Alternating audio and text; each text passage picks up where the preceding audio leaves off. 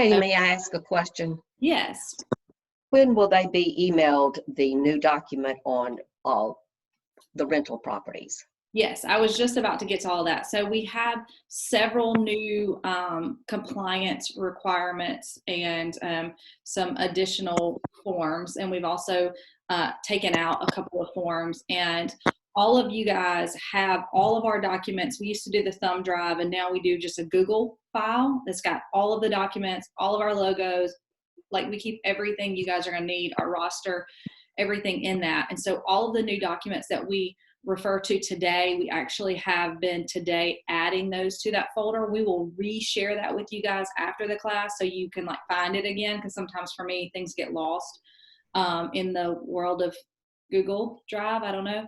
And then we're also talking about a new property management, personal rental property document that we need everybody to sign and return, and that will go out to you guys this afternoon as well as a PDF to look at and review after our discussion, and then we'll send them to everybody to sign electronically. So just so you can be expecting that coming your way.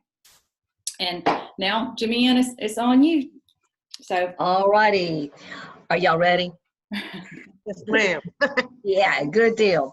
If you have questions, please interrupt and stop me. That'll be fine, and I'll see if we can come up with an answer. First of all, I do have a list so that I don't forget anything, but Katie has worked very hard to get these documents retooled, put together, and we've had good conversations between Katie and Adam and I, looking to see which documents we need, those that we don't, and because the idea was to be able to cut down on the compliance list so that it can make it easier for you all to cause Susan to be so excited and happy and jump up and down because you're good in compliance, rather than her pulling her hair out saying, please put in this one other document. So that was the reason we tried to do this. So the first thing, we have 3 documents that will no longer be required. You might want to just jot down a note, but you're going to like it. We have that KW addendum to the contract. Some of that information is in the contract and is not needed that way anymore. But if you choose to use it, you certainly may. So anything that we have deleted like this, we're putting 3 documents into an informational category with the document. So you still may use them, but they're not going to be on the compliance checklist.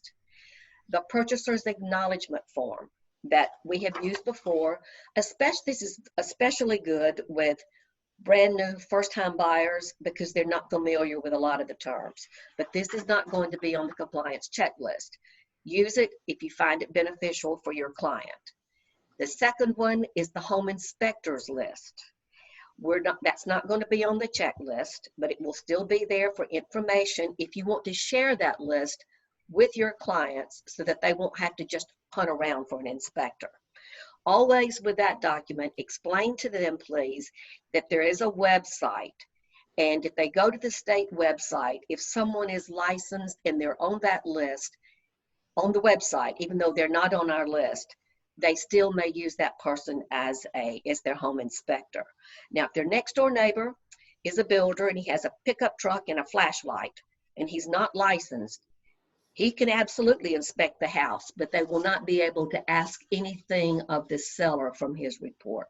Has to come from a licensed inspector. So those 3 documents will no longer be on the checklist for compliance. Any questions about that? Yay, I did that right.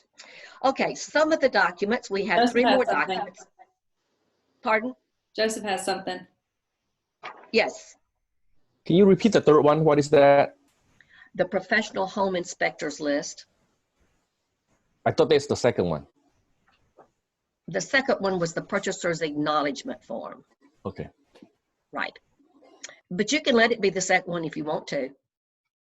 You can move it around any way you want. So those are 3 documents that are no longer required. There's 3 documents that we have adjusted. The lead-based paint document now has 2 lines at the top of it right under its title, so you can please write in the property address. Sometimes, and it's even hard for you to remember also, when people sign their names, you can't read their signature 2 weeks later and you don't know which document it is and you're scratching around. So that will have an address added to it. Also, with that document is an attachment that tells you how it has to be filled out. Y'all, this is really, really important because the EPA at any time can come into our office and audit us. If they look at this document, and thank heavens they've not been in Montgomery, and I don't want to say that loud because I don't want them to come to Montgomery, but they have audited other KW offices in Atlanta. If there's anything missing on that document, even if it is an initial or a check mark or a date, you have the opportunity to be fined $11,000 per occurrence. So if you have an initial missing and you have a date missing, you could be fined $22,000 because of that. Also, if you have 2 buyers on the contract or 3 buyers on the contract, we need everybody's initials and everybody's signatures. The document only has lines for 2 buyers and 2 sellers, but if there are 3 or 4, just make yourself another line and get them to sign and initial. Any questions about that document? Slade. I guess we can add the address. I've always wondered why the address was not on there, but isn't that a standardized federal form? And I guess we can It is. And I've really worked on this document in that I wanted to make sure that we're not doing something that they would say was a fine. So I have Googled, and I will pull it up again and we can send it to you all. An instructor, a national instructor who was teaching how to fill out the form, he recommended that that's the only thing that we add to the form would be a place for the address. Okay. So it makes sense. But anyway. Well, but that's a very good point because, you know, when they audit our office and I'm on this video telling you all to put that address on there and we put lines in there and then we get fined, I just want y'all to know I'm going to quit. So we'll see how that works. Okay. Katie, I'm quitting. No, he's trying to point at me, but I'm above him right now.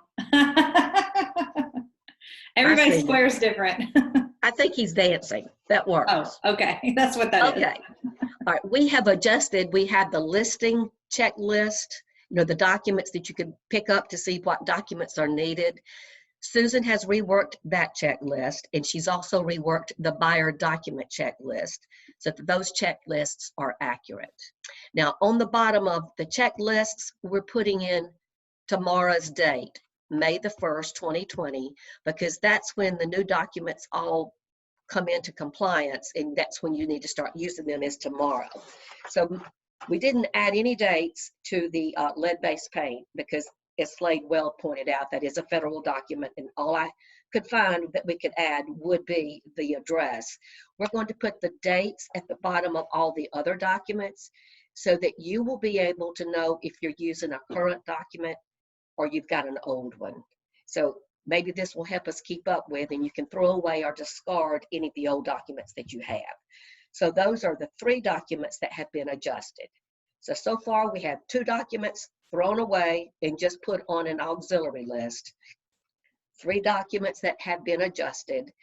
And now we have some new documents that we're going to use to totally replace the existing documents that we have right now named the same thing.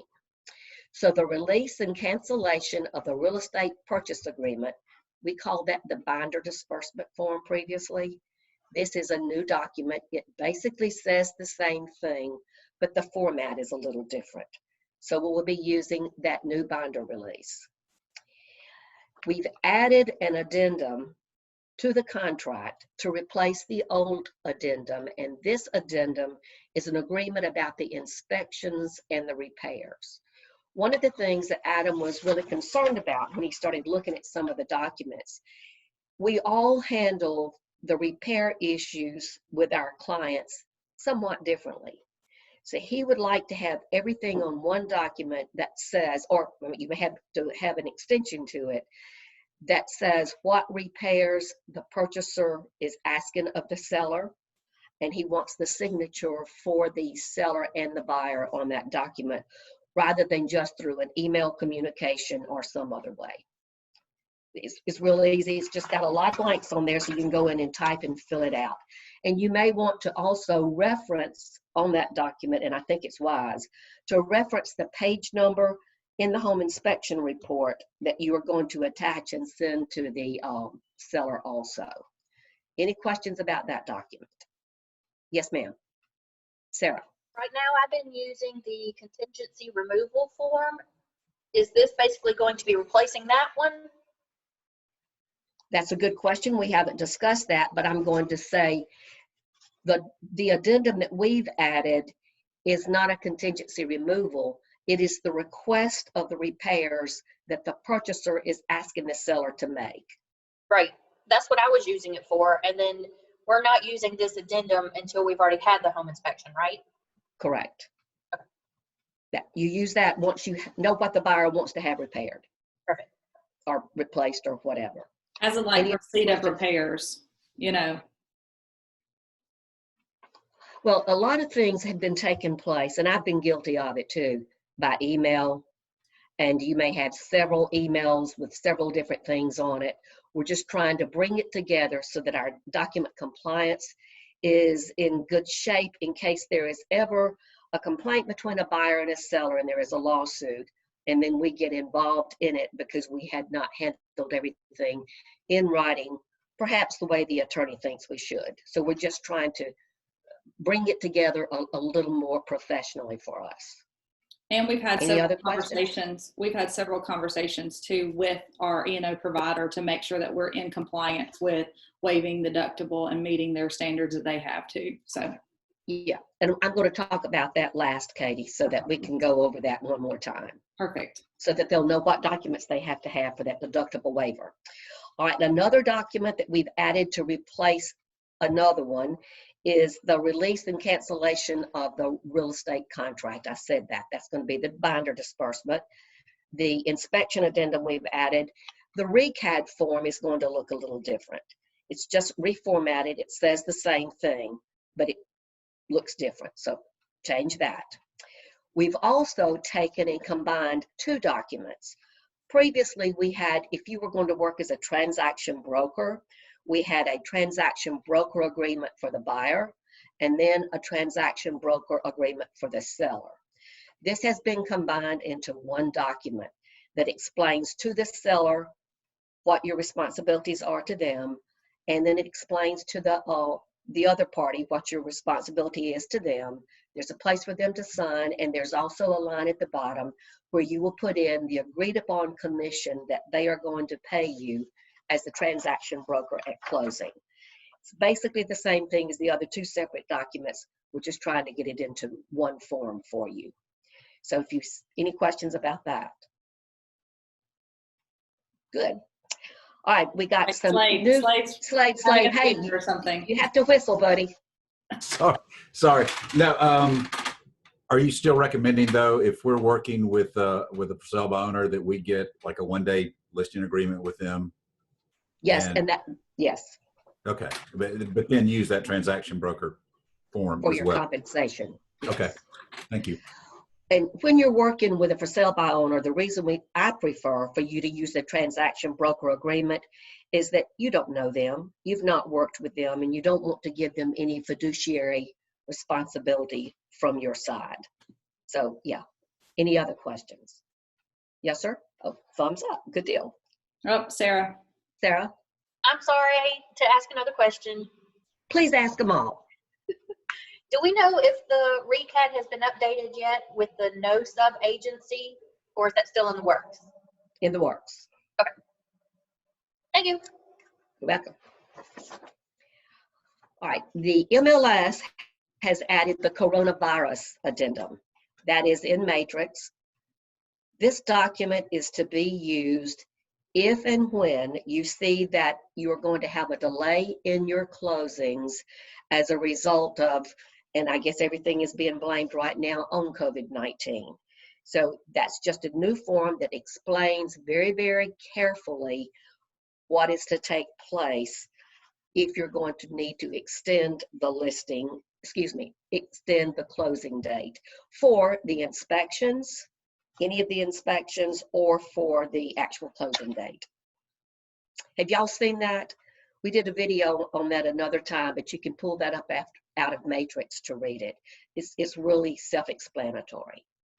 And I'll when we send the follow-up email from this class today, we'll attach all of these documents too, so you guys can have it in the Google Drive, but also just have the PDF to access if you prefer that.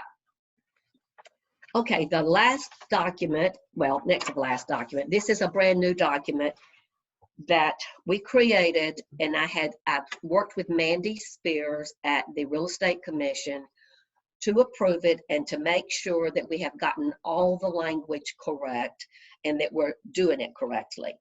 This deals with rental property guidelines in our office. So I'm going to sort of read this and go through it that way, but Katie said she's going to attach that also. First of all, KW Montgomery does not offer a property management division that is owned by KW Montgomery. We don't have that. The license law says that real property that is rented and or managed by a licensee must have paperwork and money must run through a property management company that is licensed with the Alabama Real Estate Commission. The licensee must be licensed at that company, and the qualifying broker of that property management company is responsible for this transaction. So if you as a licensee are going to handle rentals for a client, that property must be handled by a property management company, and the monies must be run through there. But there's some exceptions to that. So here's the first part of the new guideline. When a licensee at KW Montgomery considers the management of rental property for another person, the licensee must hold a multiple broker's license, and there are very specific guidelines to follow. So you can't even do it if you're going to manage property for someone, you have got to be a qualifying broker yourself, and you must have a multiple broker's license to do what we're going to talk about. Alabama license law states that a licensee may be licensed in only one real estate company unless the licensee holds a multiple broker's license and each company is licensed at the same business address. Does that make sense? So if you're going to work for KW Montgomery and you're going to be a licensee here, but you want to manage property for someone else, you've got to have a multiple broker's license, and both companies must be at this address, 7833 Vaughn Road, on your license. Of course, in Katie's office, Sarah, you would have to use your address there if they're going to do that. Okay, then it says that therefore, when the KW Montgomery licensee with a multiple broker's license owns a property management company that is licensed with the Alabama Real Estate Commission, remember the addresses must be at the same address. The licensee will be the qualifying broker for the property management company as well as the associate broker at KW Montgomery. That's what I had just said. All right, here's the next section. When a licensee at KW Montgomery considers owning rental property and personally renting that property that you own, yet you do not hold a multiple broker's license, then there are, again, very specific guidelines that the Real Estate Commission says you must follow. KW Montgomery does not offer trust accounts for tenants.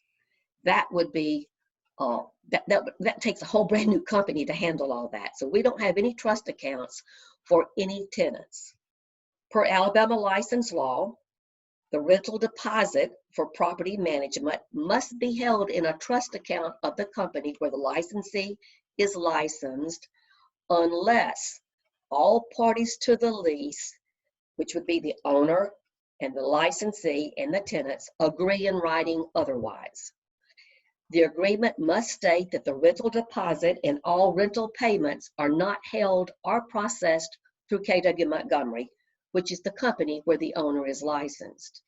The security deposit and rents may be paid directly to the owner directly. So if you own a rental property and you don't want to give it to someone else who has a property management company to manage it for you, and you want to own your own personal property, you want to rent it yourself, you may do that, as long as the tenants and you have an agreement in writing that they understand that you are a KW Montgomery licensee, but they're giving you permission to hold their deposits, and they're giving you permission to take their rents directly. So all that money can be run straight through you and not the company. All right, that agreement should be in your property, in your lease with the tenant, or it can be just a separate document that you have written. Either one will be okay with that. Any questions so far? Okay, good. Per Alabama license law, KW, which is the real estate company where the owner licensee is licensed, must have on file a copy of the lease and the signed agreement between the owner licensee and the tenant, stating that the tenants agree for the deposit and rents to be paid directly to the owner licensee. That's something that we have not done, and that is Alabama license law. So anyone in our company who has personal property that they have rented, we must have in our office, we'll keep it in one big file, a copy of the lease and a copy of the agreement that the tenant understands you're licensed, but none of this is coming through KW Montgomery. So that's something that we're going to be reaching out to each of you individually. As a matter of fact, this document will have where you're going to sign whether you do or you do not own personal rental property, and then we will work with you to make sure that we have your documents done correctly. So that's something that I can work with you each individually one-on-one to make sure that we get that done. These documents must be retained like everything else for 3 years in our office. And if we are audited, that's going to be something that they will be looking for, is to make sure that we have that document here. Now here's something that is a office policy. Each owner licensee should arrange with the tenant the rental checks and or the paperwork for the rented property that needs to be delivered or mailed. It needs to be done directly to you. We do not want them to drop off the paperwork here or the rental checks here. And license law says they can, but for the work on the staff, Adam wants that to be done, that none of the rents for your personal property that you have leased be brought to the office. Any questions about that? Okay. Here's something that I think is interesting. In marketing the lease or sale of your own personal property that you own, associate brokers and salespersons, you may advertise it as a for sale by owner. But as soon, that's what the ad can say, your print can say FSBO. But the first time you have a conversation with that person that's calling in on the property, you must then disclose to them that you are a licensee. Even if your license is inactive, you have to follow that guideline. So you can advertise FSBO if you own the property, but you must disclose that you are an agent at the first opportunity. When you are purchasing property for yourself as a licensee for a seller who is not represented by, in other words, if you're going to go buy a for sale by owner and there's no agent involved, you must present the RECAD document to that seller. And if there's not another agent involved, you must fill out for them an estimate of their estimated net of what they're going to be receiving from the transaction. So those are the two documents that are required by the Real Estate Commission if you're buying a for sale by owner. It's going to be, you must have the RECAD document, and you must have an estimate of their expected net at closing. Then the bottom of the document says, do you own and manage rental property? Yes or no. and then you sign it and you print it, and this is what you will e-sign and get back to us. And for those of you who do own personal rental property, then I'll be reaching out to you to make sure that we have our documents correct. Any question on that? Yay, good deal. We're rolling. This is not going to take long. I think we'll be done in this 30-minute slot. The second thing, this is a document that you all have seen before. This comes from our, read it, Slade, get up here. This comes from our Errors and Omissions Company, our E&O company. We have a deductible. If there's ever a lawsuit that you're involved in and you are the agent in that transaction, the deductible amount becomes your cost, not the company's cost. That's really scary. When you look at it, it can be up to $5,000 deductible. The E&O company has a way to waive that deductible, and this is what you have to do. For every transaction, number one, a property inspection must be performed or waived in writing by the buyer prior to closing. So if they don't want a home inspection, you know, the document that we have that's called for your protection, get a home inspection, get them to waive it on there, and that will be accepted by the insurance company that they did not want a home inspection. They can't just tell you they don't want it. We got to have it in writing. A home, and then number two, a home warranty policy was purchased or waived in writing by the buyer prior to closing. So if the seller is not providing a home warranty and you offer to your buyer the opportunity to purchase for himself a warranty and he chooses not to, you've got to have that waiver in writing to help you get rid of this deductible. Number three, a property disclosure was made to the purchaser of the property prior to closing. So that's why those sellers' property condition disclosures are very, very important. So you have to have that document in your file. And you must use the board contract. You can't go get one off LegalZoom or write it on a brown paper bag. You have to use our board-approved sales contract. All right, this works, except in some cases, this is not going to work. If you are on both sides of the transaction, if you are the listing agent and you're selling your own property, the deductible will not be waived. Vicki, did you have a question? What about contracts that are written with new construction? Okay, that's the next part I was going to. Very good question. Okay. There's two times when this deductible waiver cannot apply. Number one, new construction. There's not a property condition disclosure. You're not going to be using a board-approved contract. You're probably, not always, most of the time you're going to be using the builder's contract. So if you don't have all four of these items in your file on new construction, then you don't have an opportunity to get the property waived. Also, if you're selling foreclosures, it's going to be very difficult to have a property disclosure because the foreclosure companies are going to tell you, we don't know. We never lived there. We didn't own this property. So therefore, you're not going to have that disclosure. So for those two reasons, if it's a new construction or it is a foreclosure or a relocation or something like that, so when there is not a property disclosure, then you won't be able to get the deductible waived. If you have all four of these items in your file and you are not both sides in a limited consensual dual agency transaction, your deductible will be zero.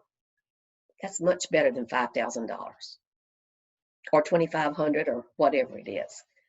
Does that make sense? Slade. Yeah, I'm not like Sarah. I don't mind asking questions.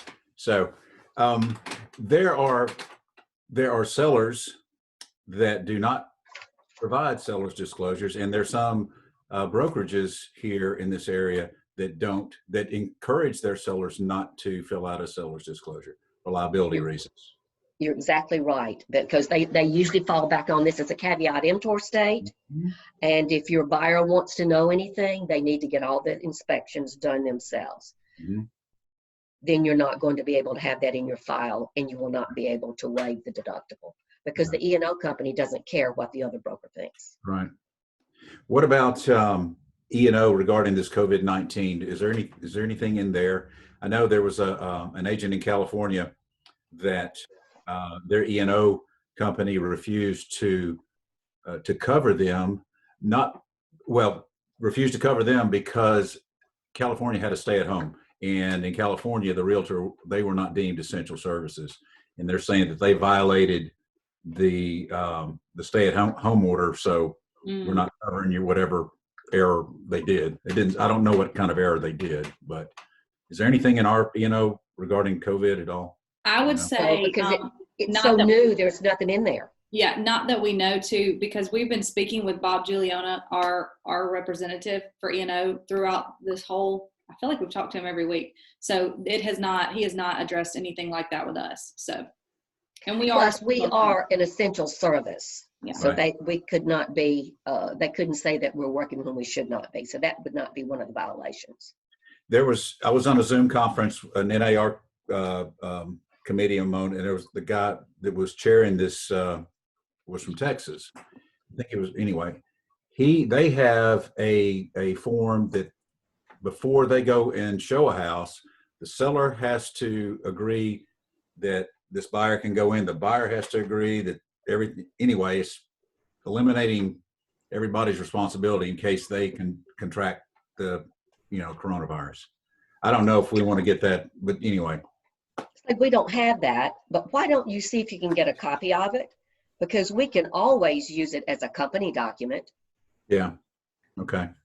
Yeah, they're supposed to be. It's on the safety advisory committee that I'm on. So Basically, it's a hold harmless, just like the hold addendums. For all parties, the listing agent, selling agent, the buyer, and the seller. All four parties have to sign that before they can actually show the house. Which, again, I don't want. I don't want it. That's a pain. But well, that's risk management, perhaps. Right. Slade, do you think that might be something that Mar might want to look at? Have you brought that to Brad? I've not. I know Kim's on a EC conference right now with them, and I think one of the issues they're discussing, I'm not privy to it, but I think a couple of the issues are liability. Let's say that we unknowingly take a client into a home and they've got this, and then they turn on light switches and stuff, and then the seller gets that. Are we liable, or is Mar liable, or I don't know. Maybe I'm just throwing a lot of possible, a lot of scenarios out there. And I think that would be a good board directed document so that all realtors in the city would have it. Mm-hmm. No, I agree. Not just a company, but I'm through. Well, I had a showing day before yesterday where the seller provided shoe covers at the front door, and they provided gloves, and they wanted you to bring your own mask before you went in. I'm showing one of Aegis Michaud's on Sunday, and in the agent notes they say, per Aegis Michaud policy, we ask that you wear a mask, that you wear gloves, and that the agent turns on all the light switches and opens the door. The agent does, and that then the agent has to wipe down every the surface that they touched. But that's their company policy in the agent notes of their listings. Yeah, that's something we've been talking about here too, on every suggestion of making sure that we're taking all the precautions like that. But it's hard. I can't find any sanitary wipes anywhere. Well, just make some with your bourbon. It'll be fine. No. I'll stay at home and not show a house and drink my bourbon. That would be a waste, right? It would. Right. Jimmie, and I think Joseph had a question. Yes, Joseph. No, like Slade mentioned it already, I just, on the same line, just when we have a new listing, what is the precaution, that we can do. So he mentioned it. So Well, the main thing is to talk to your seller to see what they want. I also tried to set an appointment for a house that was active on the market, but the seller had decided they don't want anybody to show it until they felt that the market was safe again. So you could run into that. Right. We've definitely had those conversations here where sellers are not wanting to show. And so you just have to get really creative on how to market that property. Gloria, you keep lighting up. Is there something you wanted to say? Yeah, just one quick question. Hey, everybody. Hey. Hey, Gloria. Jim, and in reference to the 4 documents, in reference to the home inspection, like they said, some brokerage do not do the disclosure. Now, what if we get it signed saying that we asked for it, and they respond back in writing stating that they don't offer it, and we put that in file? Does that count towards the deductible? I don't think it does. I think there has to be a disclosure made so that the buyer will be able to see what the issues are. Because sometimes, I'm going to say probably, and I may not have my stat right, Slade may know this, about 95% of the lawsuits that occur after closing, where the buyer alleges that fraudulently the seller tried to hide something. So it's always related to the condition of the property. So I think they want it disclosed. Okay, thank you. I don't know why she referenced me in that answer. Because you keep up with the numbers from NAR. One question, Jimmie, and I guess Katie as well, on all these documents, are they going to be in Matrix? Have you submitted these to Jennifer to put in Matrix? Not as of yet. That's our next step to explore how to get those in there and all that. Well, So we're supposed to start using them tomorrow, right? Yeah. They're still usable. They're just with the matrix and fillable. So, but most of everything is not really a lot of blanks on it. The only thing it's just signatures, most of them. The only thing that would need to be filled in is the repair addendum. Well, RECAD, that's a new RECAD. But that's a Okay. chart. You could just put the initial blocks in the signature. We're working through that, Slade, to make it happen. Okay, I have a question. Yes, ma'am. What if they fill out the property disclosure that they've never occupied the property? Then you still don't have a property disclosure.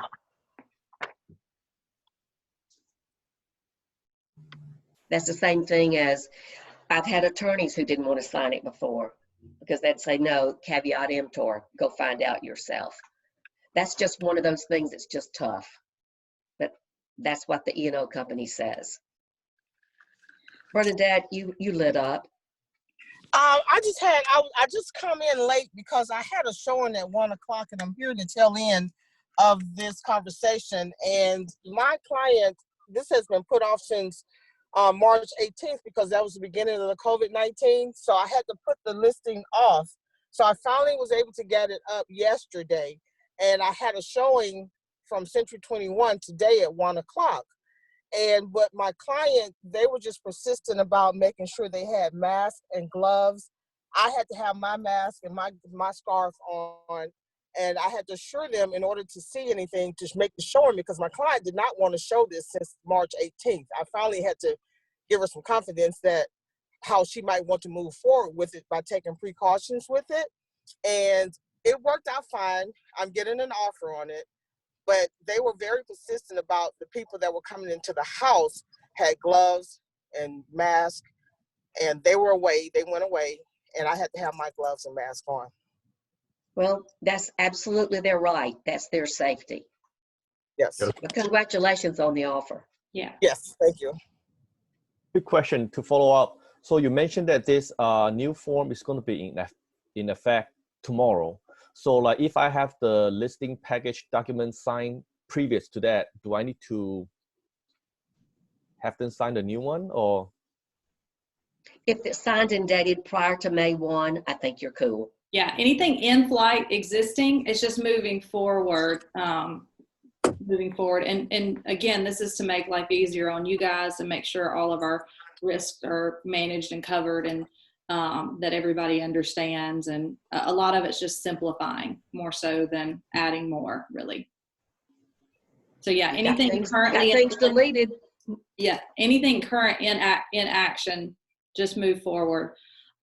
Jimmie, I think the question, and maybe I'm interpreting this wrong from everybody asking about the disclosure, is not only the waiver but the processing of the checks, because normally it's a struggle if somebody doesn't want to sign it or that company doesn't adhere to that. So is it just that the deductible will not be waived? I mean, That is correct. How do we make a note in there so that everybody, that if you're working with another company that doesn't accept that, they can still meet compliance requirements on our end? Don't think we can. That's a conversation that I'd had with Bob previously with the other LLC. Mm-hmm. You got to have, it's either there or it's not. It's either filled out so that the seller is giving information to the buyer, or it's not. So did I answer that? Yeah, well, I'm really asking on our processing side, because so for instance, Susan looks at the checklist, and if it's a required disclosure, okay, and they're working with somebody that won't do it, that's okay then. For our compliance, internal compliance, to get your commission check, if you have it signed that the seller won't sign it, then that's okay for our compliance. It just will not apply toward getting your deductible waived if there's a lawsuit. So I guess what I'm saying is, everybody, if you do have an instance like this where the seller's disclosure, you can't have it signed, you need to put a note in command so that you've asked and they won't sign it, so everything can be processed. Does that make sense? Everybody, you might even work with an email where you've emailed back to the other agent and get them to respond that their client will not sign it. Yeah. And then you've got that email as your proof that you made the attempt to get it signed. And just make sure it goes into your compliance in command, so that won't hold anything up, because I know that has been a struggle. And we asked again, like just recently, we asked to make sure, and he said no, that they will not waive it. Bernadette? I think she's in the middle of the interstate. Oh no, I'm just listening. Am I lit up or something? You are. Yeah, you're lit. Yeah. Let me unmute. Let me mute me then. I want to be where Evelyn is. We all do. Mine's not real behind me. Yours is real behind you. My what? No, not you, Evelyn. Oh, let me put me on mute again. Okay. Oh, anyway. Does Is everybody? it okay?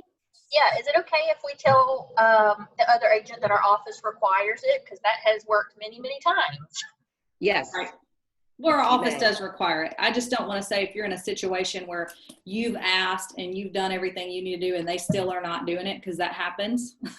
But that's not going to hold you up from everything being processed. As long as you can, like Jimmie said, have that email saying you requested it and it's put into the system, and you yourself know that the deductible is at risk. I mean, because it's really going to, unfortunately, fall on each one of you guys. So that's why you want to make sure these precautions are taken and the risks are managed as much as possible. And you know what? We didn't say it again, but I think we should say it again. Welcome, Katie and Sarah, in your office. We're excited. Fantastic. Everybody's going, yay. Did anybody have any more questions? Does everybody kind of understand what's going on here? Katie, you are not doing social distancing, are you? Katie who? Oh, I forget there's another Katie. I'm like, yes, I am. Yeah. Oh, Katie's here. she's trying. Okay, if there are no other questions. We're all This is family here. It's all good. Actually, the real deal is Rebecca and I are convinced that we've already had the coronavirus in January. So we're good. Yeah, I've heard Thank that. you for your care and concern. I promise I won't come near you. I'll call you. They're householding together. They're household. This is That not a works. question, but I want to remind everyone, the mid-year conference, which the National Association